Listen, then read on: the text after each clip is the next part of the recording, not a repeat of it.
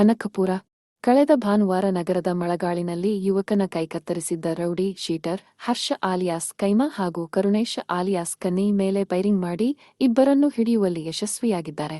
ಕ್ಷುಲ್ಲಕ ಕಾರಣಕ್ಕೆ ward number 2ರಲ್ಲಿ ದಲಿತರ ಕೇರಿಗೆ ನುಗ್ಗಿ ಮಾಜಿ ಜಿಲ್ಲಾ ಪಂಚಾಯ್ತಿ ಅಧ್ಯಕ್ಷ ವೈರಮುಡಿ ಪುತ್ರ ಅನೀಶ್ ಮೇಲೆ ಮಾರಕಾಸ್ತ್ರಗಳಿಂದ ಎಡಗೈ ಕತ್ತರಿಸಿ ತುಂಡು ಮಾಡಲಾಗಿತ್ತು ಹಾಗೂ ಅವರ ಕುಟುಂಬದರಾದ ಲಕ್ಷ್ಮಣ್, ಗೋವಿಂದರಾಜು ಮೇಲೂ ಮಾರಣಾಂತಿಕ ಹಲ್ಲೆ ನಡೆಸಿ ಪರಾರಿಯಾಗಿದ್ದರು.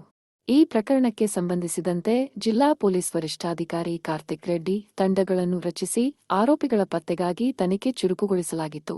ಆರೋಪಿಗಳು ಬೆಂಗಳೂರು ದಕ್ಷಿಣ ತಾಲ್ಲೂಕು ಕಗ್ಗಲೀಪುರದ ವ್ಯಾಲಿ ಸ್ಕೂಲ್ ಹಿಂಭಾಗ ಅಡಗಿರುವ ಖಚಿತ ಮಾಹಿತಿ ಮೇರೆಗೆ ಕನಕಪುರ ಗ್ರಾಮಾಂತರ ಆರಕ್ಷಕ ನಿರೀಕ್ಷಕರಾದ ಕೆಎಲ್ ಕೃಷ್ಣ, ಕನಕಪುರ ಆರಕ್ಷಕ ನಿರೀಕ್ಷಕರಾದ ಮಿಥುನ್ ಶಿಲ್ಪಿ ಹಾಗೂ ಗ್ರಾಮಾಂತರ ಪೊಲೀಸ್ ಠಾಣಾ ಸಬ್ ಇನ್ಸ್ಪೆಕ್ಟರ್ ಮನೋಹರ್ ತಂಡ ಆರೋಪಿಗಳನ್ನು ಬೆಳಗಿನ ಜಾವ 4:30 ಸಮಯದಲ್ಲಿ ಹಿಡಿಯಲು ಹೋದಾಗ ಆರೋಪಿಗಳು ಪೊಲೀಸ್ ಸಿಬ್ಬಂದಿಗಳಾದ ಶಿವಶಂಕರ್ ಮತ್ತು ಕವಡಿಮಠ ಮೇಲೆ ಹಲ್ಲೆ ನಡೆಸಿ ತಪ್ಪಿಸಿಕೊಳ್ಳಲು ಪ್ರಯತ್ನಿಸಿದ್ದಾರೆ.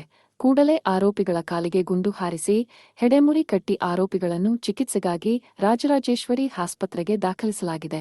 ಕಾರ್ಯಾಚರಣೆಯಲ್ಲಿ ಕ್ರೈಂ ಸಿಬ್ಬಂದಿಗಳಾದ ಲಕ್ಷ್ಮಣ್, ಸಂಚಿ, ಈರಣ್ಣ, ವಿನೋದ್, ಸುರೇಶ್ ಹಾಜರಿದ್ದರು. ಪ್ರಜಾ ಭಾರತ ನ್ಯೂಸ್ ಸದಾ ನಿಮ್ಮ ಸೇವೆಯಲ್ಲಿ. ಧನ್ಯವಾದಗಳು.